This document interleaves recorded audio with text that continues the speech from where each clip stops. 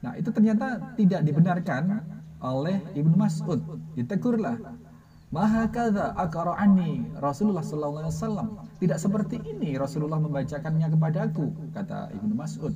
Tapi yang benar adalah inna shadaqati lil fuqara'i wal masakini wal amili dan seterusnya. Fuqara'i dibaca panjang, maka apa itu kemudian lahirlah hukum wajib muttasil.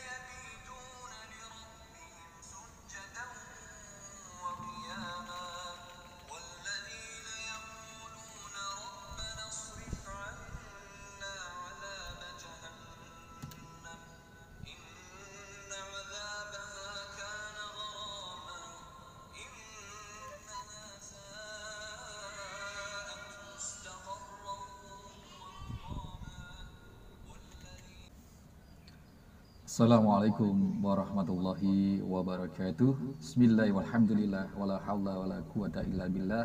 Asyhadu an la ilaha illallah wahdahu la syarikalah.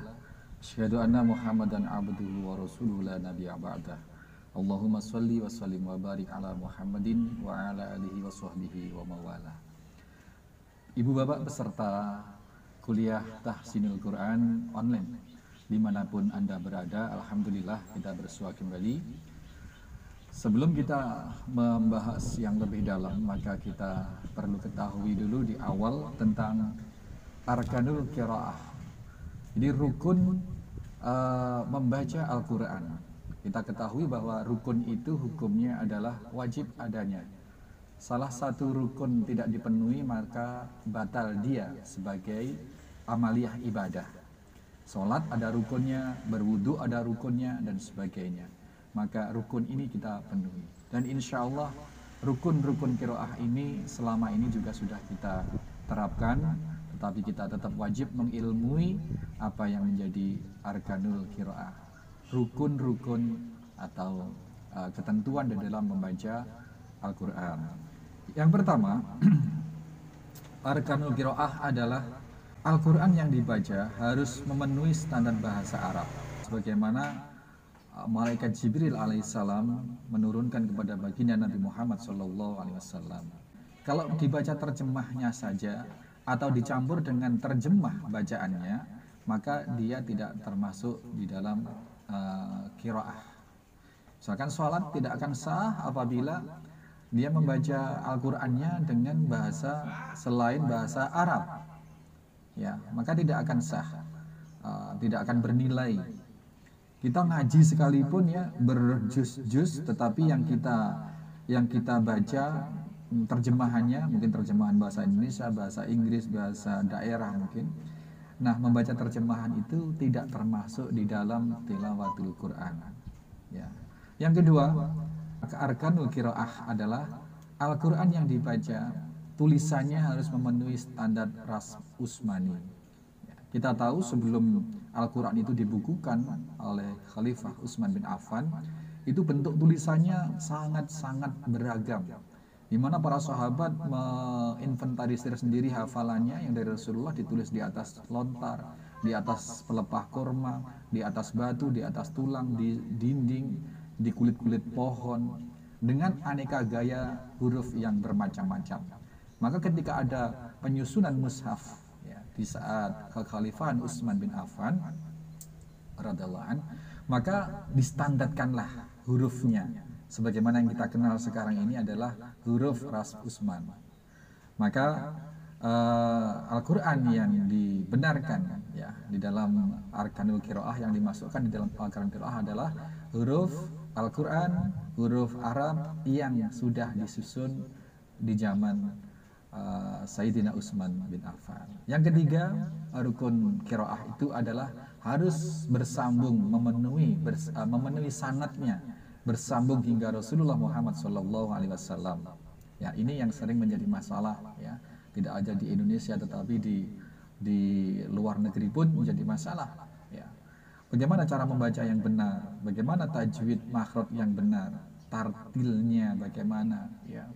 Tapi insya Allah di Indonesia ini yang kita pelajari selama ini sesuai arahan Majelis Ulama dalam pengawasan Kementerian Agama sudah masuk bersana. Misalkan hukum-hukum tajwid. Hukum tajwid itu dibentuk bagaimana supaya qiraah kita tetap berada dalam pemeliharaan, ya, sehingga tetap berada dalam persambungan tata cara seperti itulah yang Rasulullah ajarkan kepada para sahabat, sahabat mengajarkan kepada tabi'in, tabi'in kepada tabi'ut tabi'in, dan hingga kepada kita semua.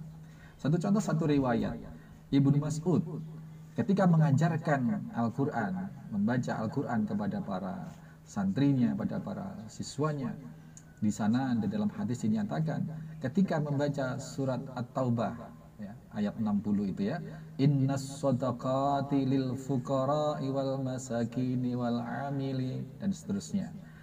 Nah, di situ ditekankan, yang dipermasalahkan diceritakan dalam hadis itu adalah innas shadaqati lil fuqara'i wal masakini wal fuqara'i.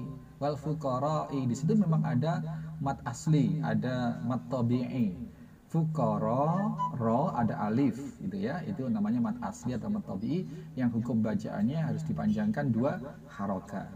Nah, itu ternyata tidak dibenarkan oleh Ibnu Mas'ud. Ditegurlah, maha kadza aqra'ani Rasulullah sallallahu alaihi wasallam. Tidak seperti ini Rasulullah membacakannya kepadaku, kata Ibnu Mas'ud.